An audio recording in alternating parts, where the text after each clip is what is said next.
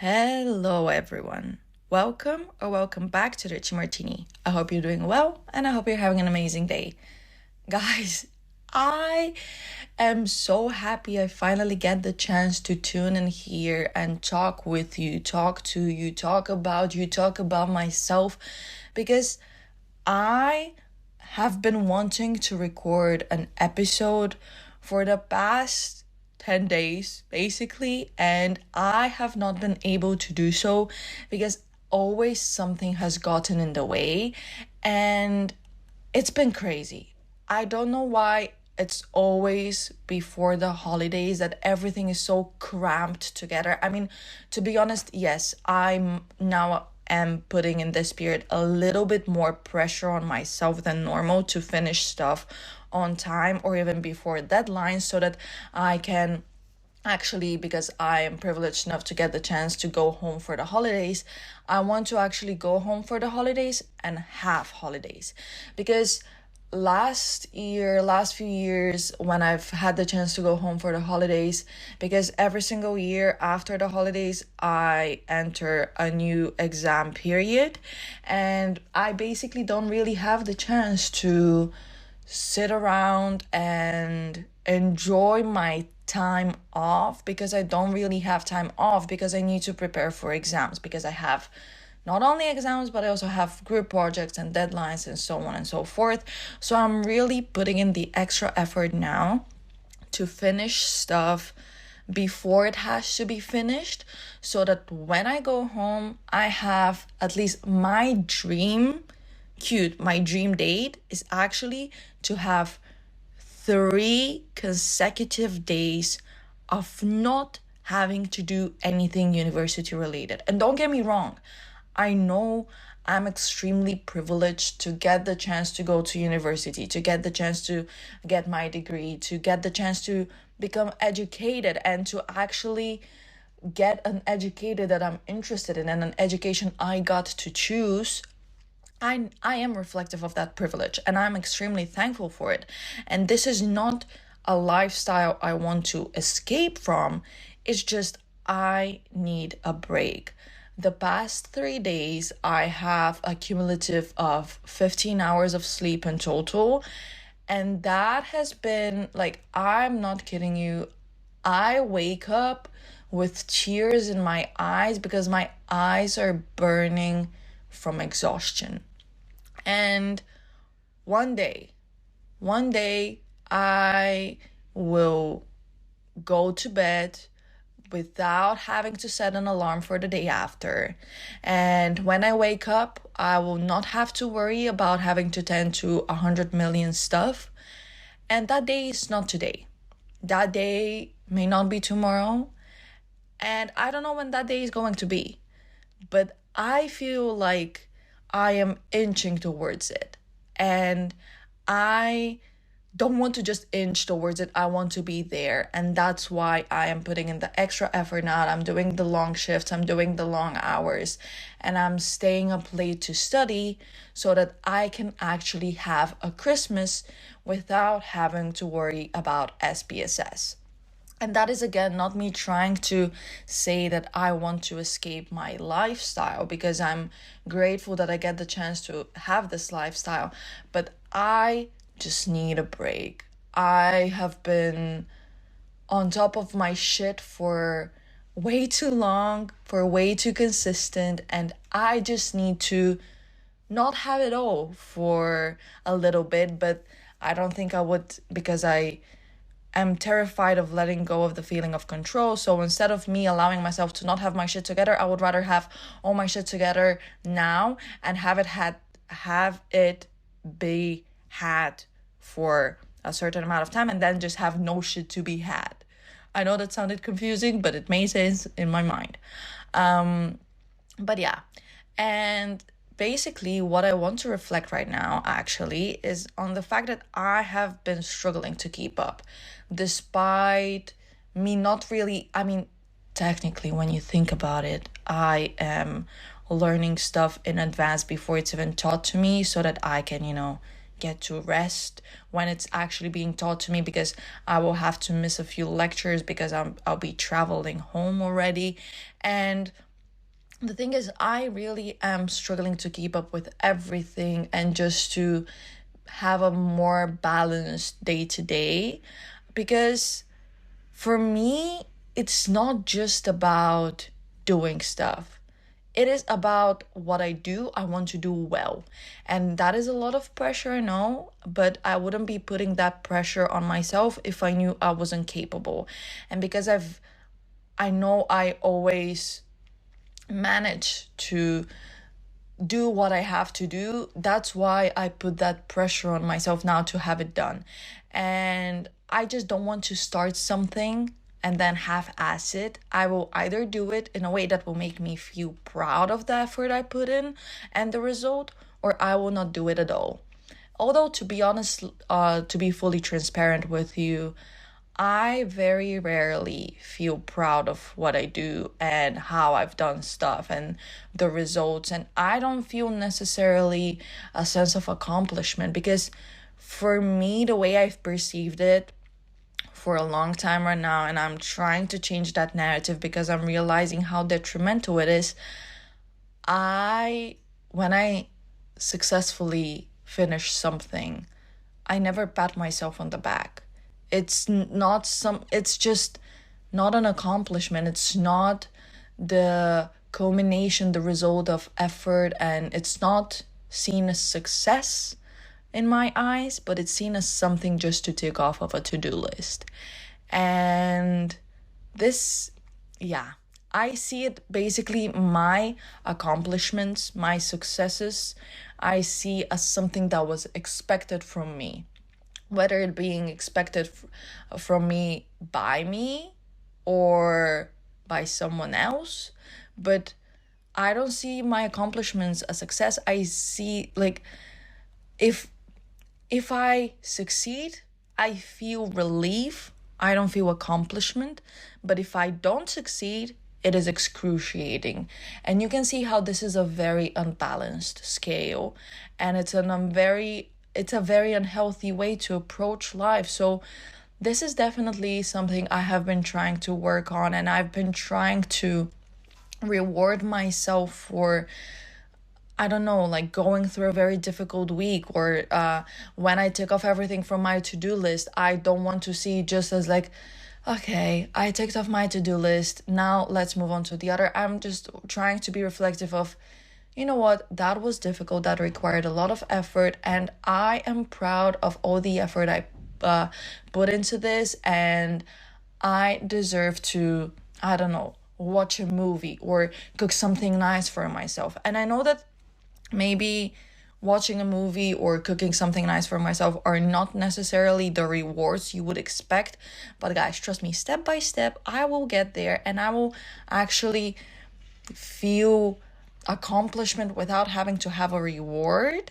But I am a work in progress. But the thing is, I need to be reflective that I cannot always succeed, and I will have to go through those excruciating pains of, I mean, whether you see something as failure or just as a lesson, that's the thing. I really need to switch my perspective and the lens through which I view failure. Because, yes, failure might imply that I have not reached the goal I was set out to achieve, but it's something that taught me something. It may be a redirection, and yes, it might be a setback, but that doesn't mean it's the end result. And I really need to work on that, because I cannot always succeed.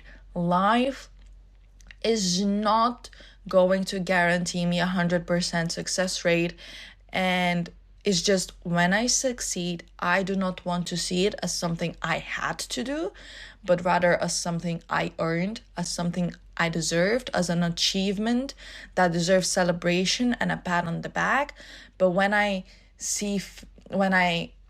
achieve failure, so to put it, I don't want it to be something that defines me, but rather as something that teaches me something. But apart from all of this, what I wanted to reflect on with these busy weeks that I've had and these long hours I've had to study and work and just having to manage 17 plates on one hand, what I really found enlightening and I found was a really good wake up call was when I had a reality check last week, I believe it was, or a week and a half, doesn't really matter. And that really made me reevaluate my situation and take a step back and be reflective, not only of how far I've come and what I've achieved, but also how, and this is a wrong way to maybe do it because like comparison is the thief of joy, but like compare my situation and my circumstances to other people's situations and circumstances, and to realize that with what I have and who I am doing the best I can. So basically, I was talking with this classmate of mine about how I am about the workload because we have multiple group projects together right now. And I was telling her how for me it's been this academic block has been very demanding and has been very overwhelming. And those weekly deadlines and the quality and quantity of workload is just getting to me, and I don't really, while I have been able most of the times to have at least an afternoon off during the weekend, I'm struggling to keep up and I'm struggling to stay on top of shit because, again, like I told you, I feel the need to always be on top of shit. But I've been reflective on the fact that I am struggling to keep up. And for me, it's been a very demanding block also because I have to be on campus every single day for multiple hours, whereas compared to last block, I only had to be on campus 3 days a week.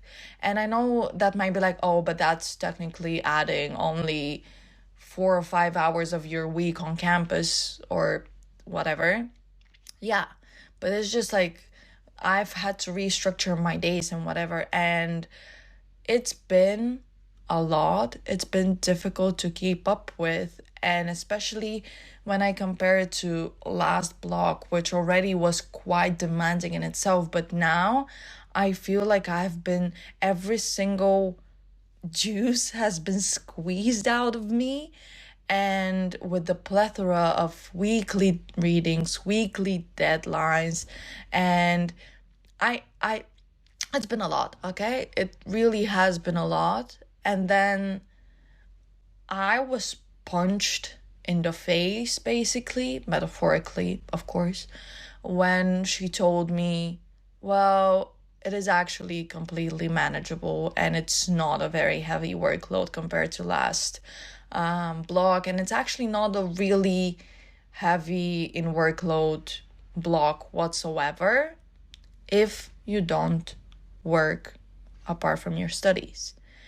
And that basically took the air out of my lungs. Now, before I dive into what this means and what it means to me and how I'm going to reflect on it, I need to preface something.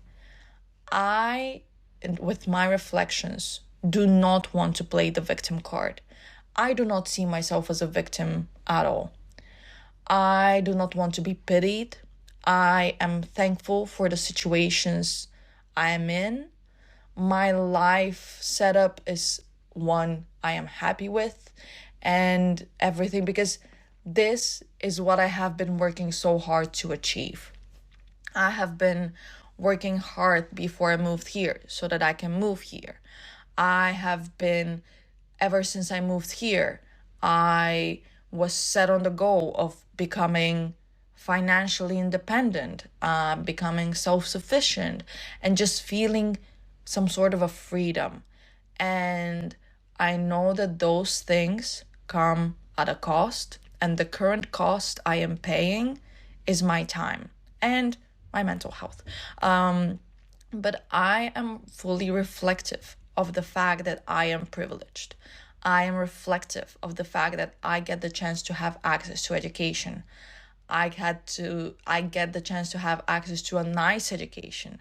I get a chance to have uh, access to an education that's abroad. I get to study something I'm interested in, something that unfortunately may not guarantee employment, because nowadays also like no degree necessarily guarantees you employment, because this is just the world we live in. But I know I get the chance to have a job, because there were a few months in between jobs when I was praying to get hired. And I know I complain about stuff, but I am reflective that I am living in the result of something I have been working so hard towards.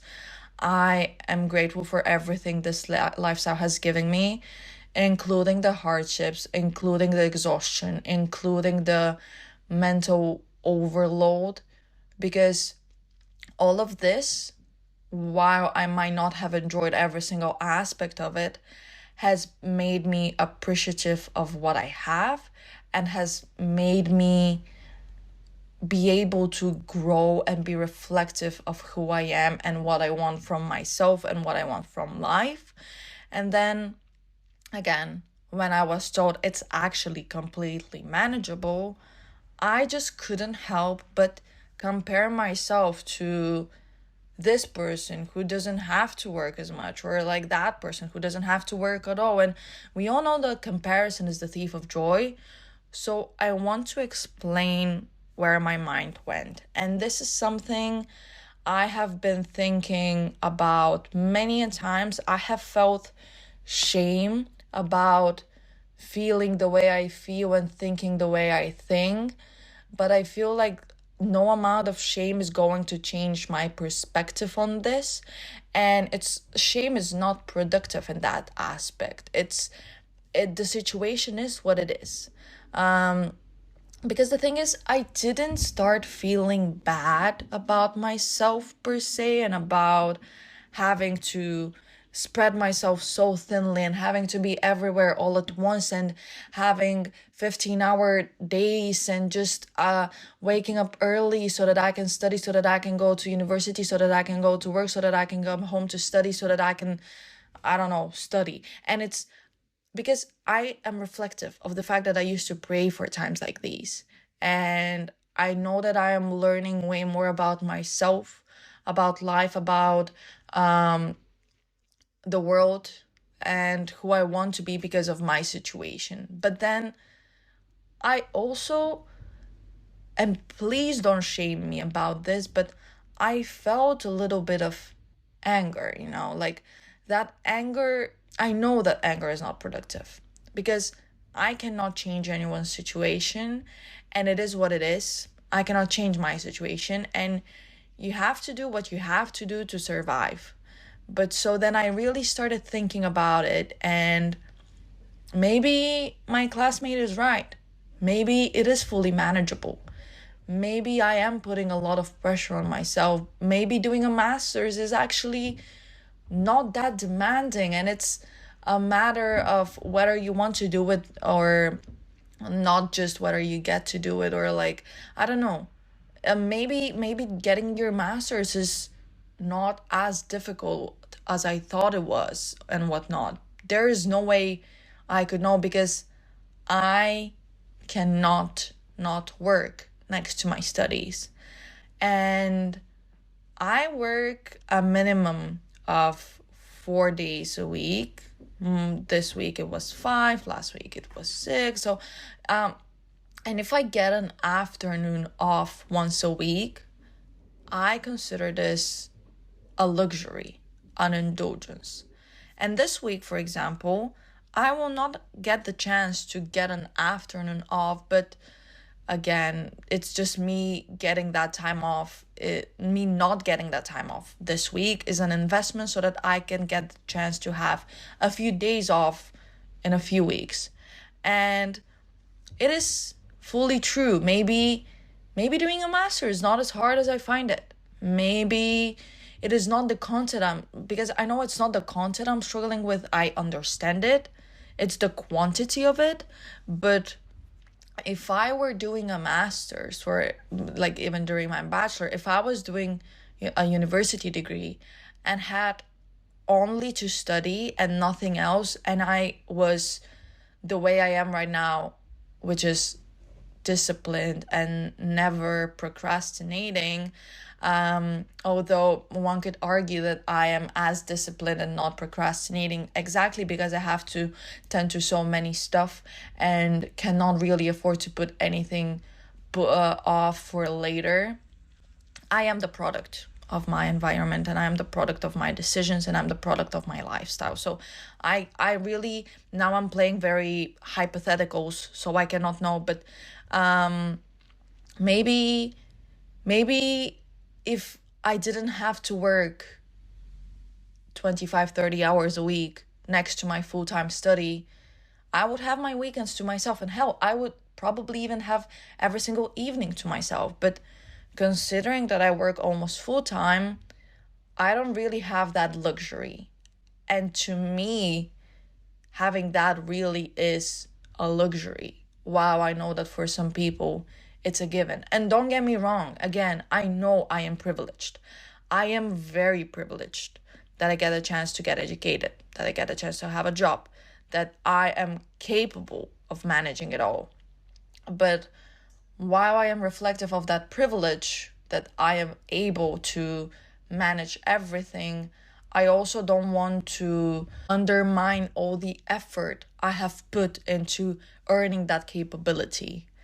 And for some people, it really doesn't have to be like this. And here's the thing, different people are in different situations. I know that someone is praying to be in my situation right now, to be in my position, that they get access to education, to get to have a job, to have the chance to combine them both. But there are people, and this, trust me, is not coming from a judgmental place, but there are people who do not have to worry about providing for themselves because they've been provided for. And again, something very important to mention, I will not blame you for having your privileges, for having someone to provide for you, or not having to work alongside your study. I don't think there's any productivity in judgment. There's no good in judging people for their privileges. You don't choose to be born in the family you were born in. You don't choose to be endowed the way you're endowed. And let's be honest for a second. If we all could live life on a bit of an easier mode and not have to worry about every single thing, we all would. And what I will say though is that the thing that makes my blood boil is that when I'm talking to someone who doesn't have to work alongside their studies because they're provided for, I get extremely agitated when they are so unaware.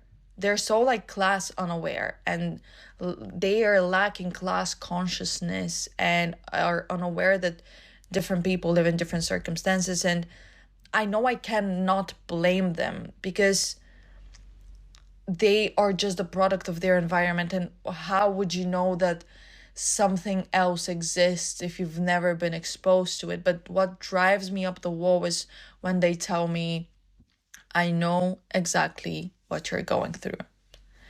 There's nothing that makes me feel as small as this. You don't know, and that is okay. And I don't blame you for not knowing, because you've never had to know what it's like to be fully reliant on yourself. That is great for you. That I mean, when you think about it, it's like a double-edged sword, but like that's good for you. But let's be reflective that just because we have a certain opportunity doesn't mean that someone else has it as well. And it is pros and cons, because people who never have to work alongside their studies, they're the ones who tell you most of the times, this is the best years of your life. And they get to have a more chill, let's say, experience at university. They get to go out, they get to socialize every single day if they want to. They get to travel. They get to only and only, I'm not saying it as in an undermining way because that in itself is quite demanding. They get to only study rather than also study and make sure that they work so that they can get the chance to have access to that education.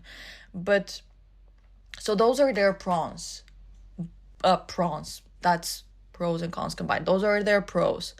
But then I get to be independent. It's well, independence is something I value extremely much, and it's while I know it shouldn't be an end goal of mine, it is an end goal of mine. And the fact that I am achieving that is something it's making me look at life from a different perspective and look at myself from a different perspective. And I can look myself in the mirror and be like, you've got this. So I get a chance to be independent. I don't have to respond to anyone about the way I spend my money, or I don't have to talk to anyone about my grades because I am paying for that. It's my own responsibility to do what I can with the money I have spent on that education. I get to earn those stuff rather than them being provided for me. And you know what? I would not have it any other way. Now, is it stressful? Is it overwhelming?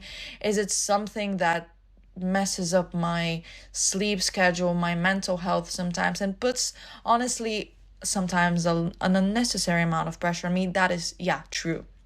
But it has helped me solidify my discipline, and I am appreciative of what I achieve because I am reflective of the opportunities I get, and I perceive them exactly as opportunities rather than as something I am entitled to, because I know how hard I worked to be able to be even in consideration for something. And it isn't fair, but such is life. And again, I don't think that blaming people for having a privilege is worthwhile. I think that what is I don't want to say stupid, but like a pity is if someone is privileged and blame themselves for that privilege, because I have done that. I know I'm very privileged in life, and I sometimes when I think about how I get to have access to the stuff I have access to, and then how there's people who would kill to have 3 meals a day, for example, I start blaming myself. That is not productive. You have to be reflective of your privileges. You have to recognize them as a privilege rather than as a given. But there is no productivity of you blaming yourself for your privilege. And the biggest pity that could be is you not making use of your privilege. And the way I perceive privileges is privileges, in my opinion, shouldn't be used for solely personal gain. Privileges should be used, in my opinion, to advance ourselves so that we are in a position to privilege others. And there is no point in me blaming myself or beating myself up for my privileges, but there's also no point in me blaming myself or beating myself up for now not sleeping as much or not having the expected university experience that was perpetuated in movies of like, oh, it's just sororities and it's just parties. No. When there's no point in me blaming myself for that when I don't live in that. I don't have the same circumstances as the people in the movies. So it is just unfair to me, to myself, to my situation, to compare it to that of others who, for example, don't have to worry about money, who don't have to sacrifice studying to go work so that they can keep on studying. It's a vicious cycle. And the only thing that comparison is going to do to me is going to make me feel like shit. And I don't have time for that. I'm sorry. And don't consider this as me claiming that I am better or worse than the people who are privileged and the people who are provided for just because I'm independent or whatever. No, I am not better. It's just a different situation. And it's just what drives me up the wall again is when someone is not reflective of their privileges and thinks that everybody has access to the same stuff. And in particular, when they tell me, just take money from your parents. You don't get it, and I fear you may never will. And I am thankful because I know that if it came down to it, my family wouldn't leave me out on the street. And I am incredibly grateful and lucky to have that safety net and to have that support system. But this is not something I want it to go down to. And while I struggle, again, let's be realistic, I could be putting in less effort and still passing stuff and get my degree. And at the end, we all have the same degree from the same university. Me and the person who's not working and is putting in the work into studying, or the person who is not working and not putting in the work into studying, but is still passing somehow. We all get the same degree.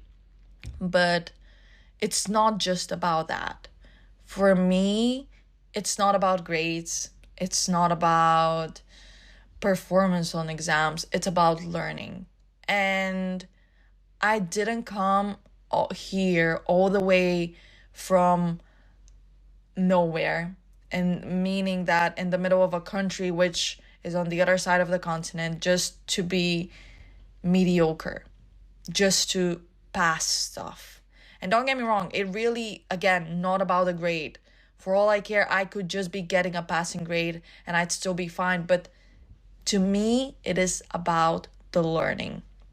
And what makes my blood boil is when people tell me that I could be saving so much time simply by using AI. And here's the thing. I will not, I most likely will judge you in my mind. I will not judge you directly. I may express a position, but I'm no one to interfere with your choices, your decisions, your approaches. I will not, again, I will, but I won't judge you for using AI. I will side eye you, but also that's hypocritical because I also have used it. I have used it before. I educated myself on what its usage means for myself and for society as a whole. And once I actually became critical of that, I stopped. And I have promised myself that I will not use AI to complete my degree. I want to do it the quote unquote old fashioned way. And this is not with the goal of me trying to prove that I am better than anyone or whatever. This is purely based on moral ground, and it just does not align with my goals. And I'm not saying that if you're using AI, you're immoral. It's just not aligning with my values. And basically, I promised myself that because, and it's not me being resistant to technologies and me being stuck up in my own ways, but I very much realize that AI is such a big part of academia right now, and especially in data management and in marketing studies, and marketing management and data science, you have a lot of data to analyze, and you could be saving so much time by using AI. And that time you're saving by using AI, you could invest into doing something else that you otherwise wouldn't have had the chance to get the chance to go to do. I realize that. I realize the positives. And what I'm shocked by is the fact that my faculty really promotes the use of AI. And this is such a switch around, like such a 180 compared to my bachelor's degree, which was in the humanities aspect of academia, which was based on creativity. Because AI may be useful for data clearing, data analysis, but it's not useful for creativity. And it was so opposed to in my bachelor, which my bachelor was based on being creative. And it's so interesting how different fields approach the same technology so differently. And maybe this is also why, apart from, oh, it's ruining the planet and it's frying my brain, this is because at first it was portrayed to me as something not beneficial for me. Maybe that's why, because that was my first exposure to it. That's also priming me to not be really reflective of the fact that it could be useful. But also, here's the thing. I want to do my degree without using artificial intelligence because millions of people before me have finished their degrees without using artificial intelligence, and they have succeeded. And I don't want to not, like, I will not be able to look at myself in the mirror and just know that I am holding this degree simply because I typed in something in a search bar in an AI and then it gave me all the answers. What that to me personally, again, if that's not what you feel like, that's okay. To me, that goes against the whole core of getting your education. And I know you wouldn't be surprised by me telling you that AI has negative effects on our cognitive abilities and our mental health. I talked about this with a friend of mine who dedicated her master thesis on AI and how it affects our communication because and our text production and so on and so forth, because AI is there is different forms of AI, but more like a lot of big portion of them are basically prediction models, and the texts they put out are basically, it gathers information from different sources online and it predicts what word is going to follow after what word you suggest as a keyword that should be included. And I know you wouldn't be surprised if I told you that it has negative consequences, not just for our environment. And if you don't know, it is destroying our environment because AI is, imagine this massive computer. And this computer, it is used so much that it overheats. And to cool this down, what is being used is water. But the thing is, what I personally believe is that AI penetrated our society in a fashion that was not really expected. It became way more popular than intended and it entered society way faster than it was predicted. And that's why regulations are still not in place. And that's why the management of these servers is more difficult than initially expected because such a scale of implementation was not something that was planned. And basically, the amount of water, and that's why data centers are situated around big bodies of waters like rivers, seas, or oceans and whatnot, because the way they cool down that, from our explanation, big ginormous computer, the way it's cooled down is by using water. And they just need immediate access to water, which means that because it's used way more than predicted, it uses way more water than predicted. And this affects not only the life in the animals and plants that live in the water, it causes droughts, but it also pollutes the water because certain metals get released in the waters, which again affects marine life, but it also affects the life of communities that are situated somewhere around the data center. And this has detrimental effects to society.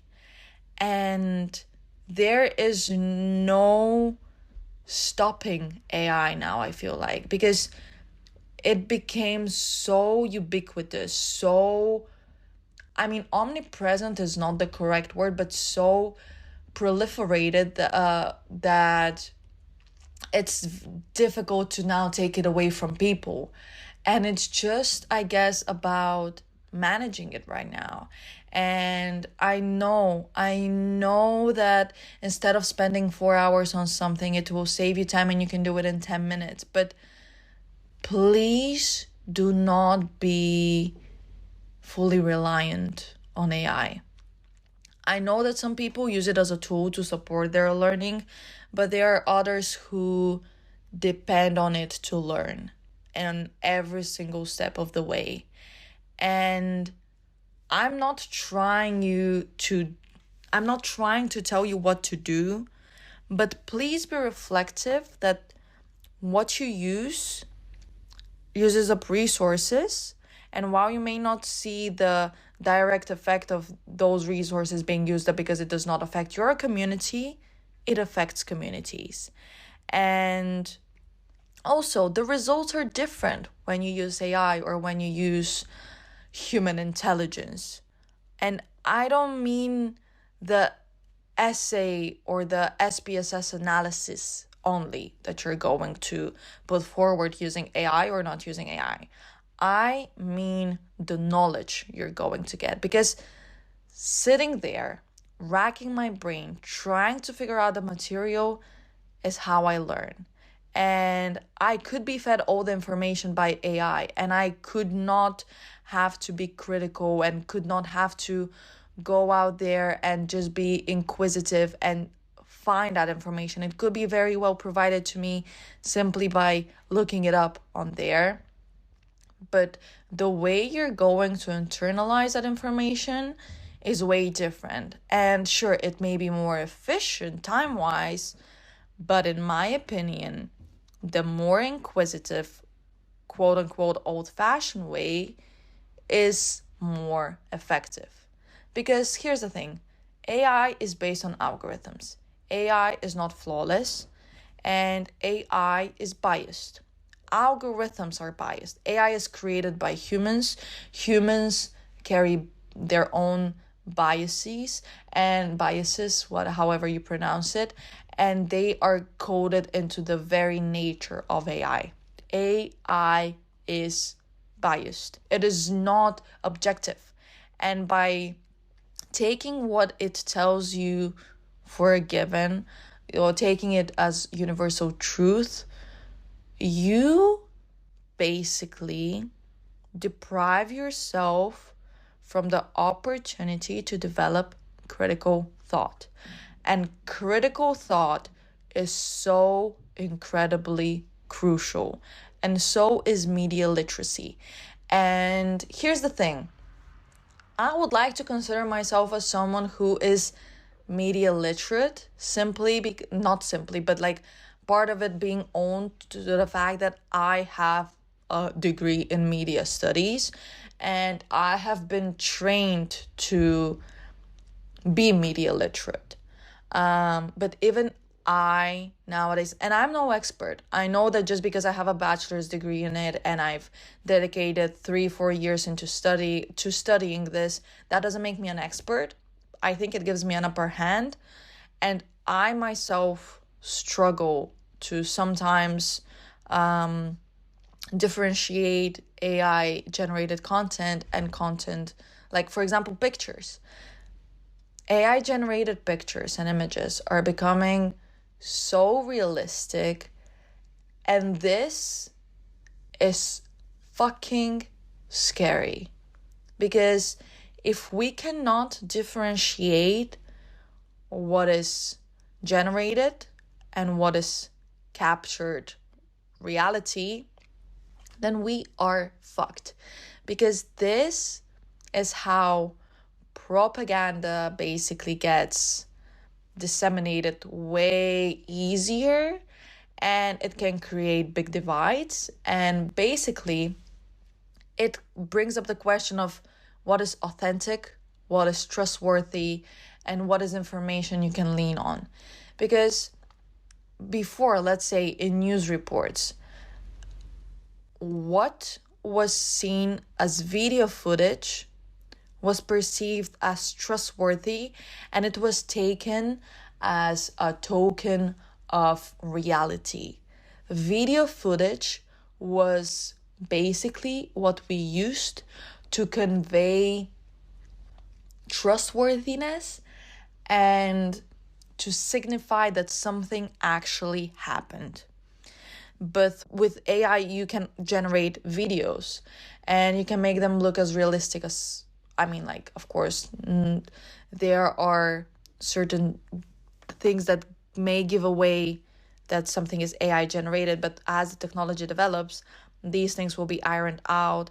And now you can no longer trust video footage or pictures as something that is a certificate of truth. And you have to be critical of everything. And I honestly cannot, like, I can see, for example, a positive of generated by AI images, but those are overshadowed by the negative consequences that may arise. And it basically creates a problem with authenticity.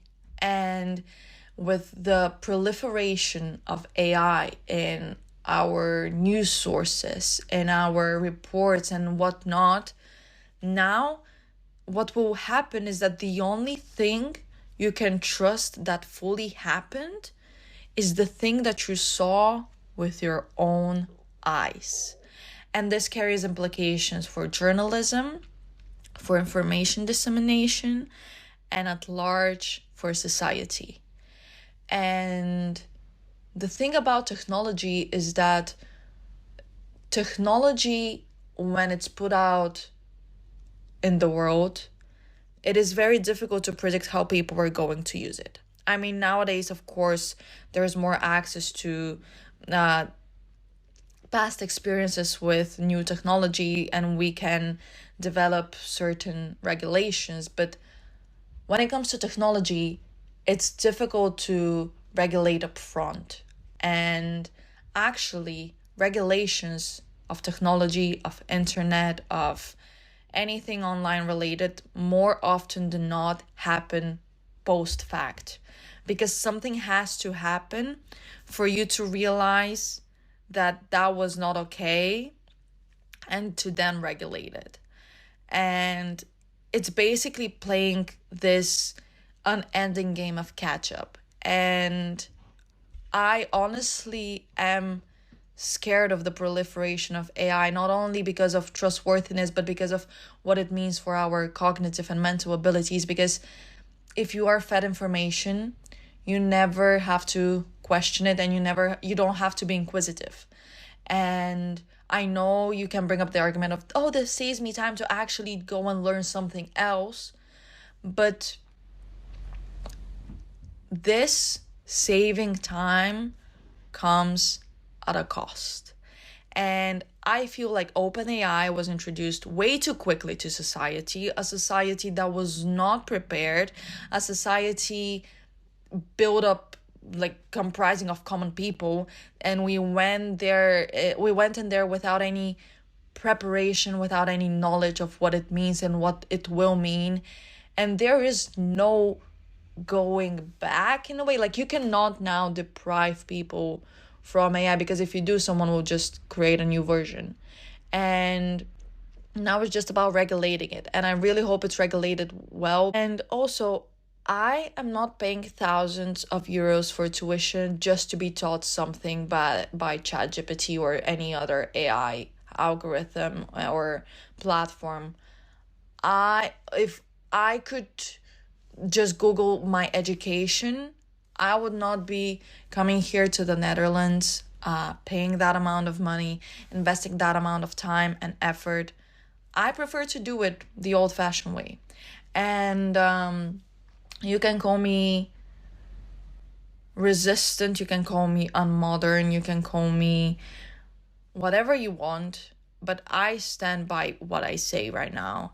And I just see firsthand, because everybody in my degree uses AI. My teachers use AI. They encourage the use of AI. And when I tell people I'm not using AI and I am not going to use AI, there is a little bit of like, wow.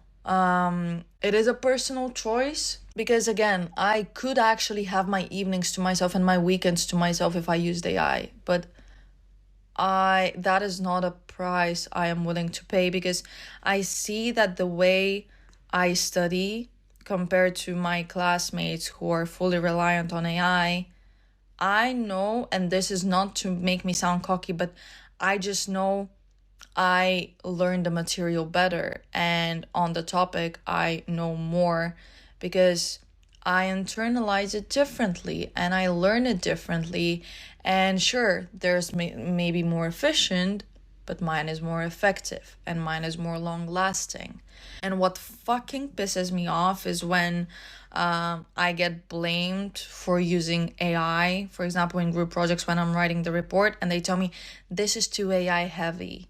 No, babe, I wrote everything by myself. It is not my fault that you cannot be creative enough to come up with such a structure of a sentence or use that vocabulary. That is the modern witch hunting, being blamed that you're using AI when you're not. I don't know, man. I really, really don't know. You know what? Whatever. I just, again, hope it's regulated well. I hope if you use it responsibly. And this is the last thing I'll say. And then I'll let you go. I'll let myself go because I need to study. That maybe was an unnecessary rant. And I really did not mean to offend you, or, you know what, if you are offended by what I said, then maybe be reflective of your AI usage. Maybe don't use AI, maybe be creative, maybe be inquisitive, be exploratory. Don't lose the curiosity you innately have as a human simply because you can be served everything on a platter. And sometimes those 4 hours that you're going to save by using AI for 10 minutes are going to cost you something in the long term.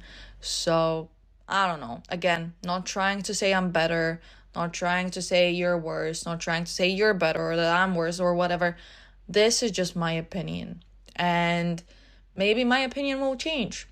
Maybe AI implementation will change. I really hope it changes, because, again, entered society way too quickly without regulations, and now it's not just being used, it's abused. And if you want to see the concern of someone who actually knows more about me on the topic, then look up Geoffrey Hinton's speech when he was given the Nobel Prize in Physics.